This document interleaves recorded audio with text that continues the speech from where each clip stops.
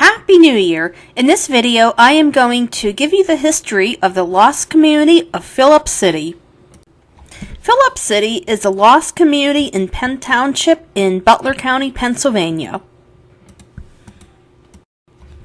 I researched the information at the library and I got my information from the book called the Penn Township Panorama.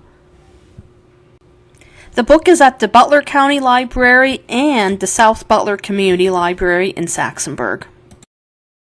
Oil fever spread through Butler County in the late 19th century. Prior to 1884, Phillips City was practically wilderness. This former city is located on what is today's Renfrew Road.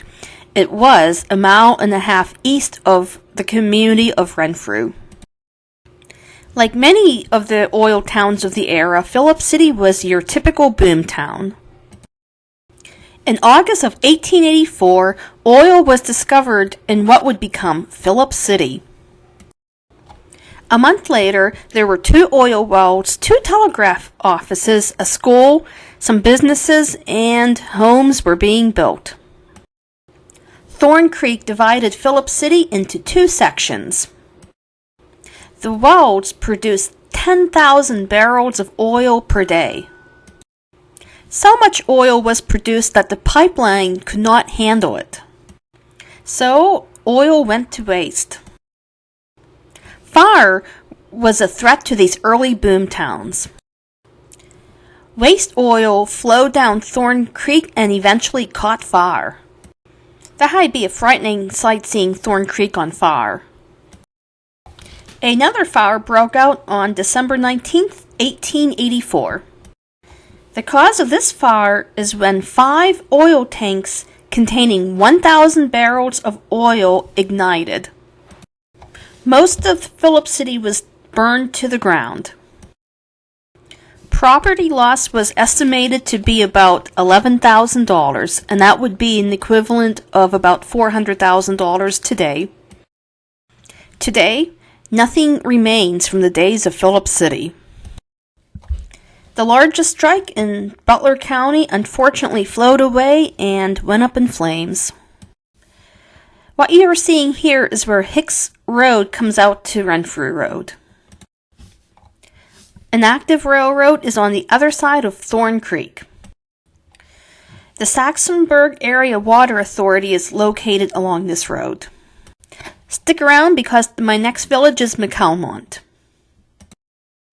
McCalmont Road is located in Butler Township. It connects Route 8 to Meridian Road. As I come around the bend before I go down the hill, you will see an old schoolhouse to your right. It is now a private residence. According to the book School's Over, this brick building was constructed in 1910. The school was on the Phillips farm and closed 20 years later in 1930.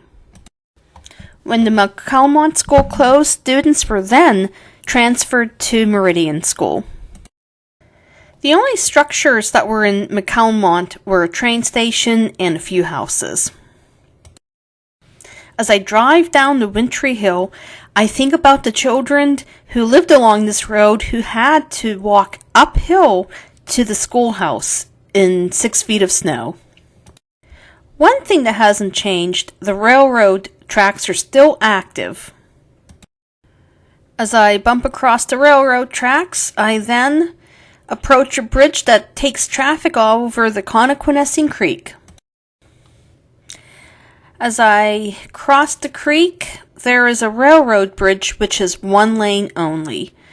And there are a lot of these trestles in southeast Butler County. This is one of maybe about 6 or 7. So you always want to make sure there are no cars coming. Yeah, I keep thinking of the old timers. Yeah, back in my day, kids had to walk uphill both ways in a foot of snow.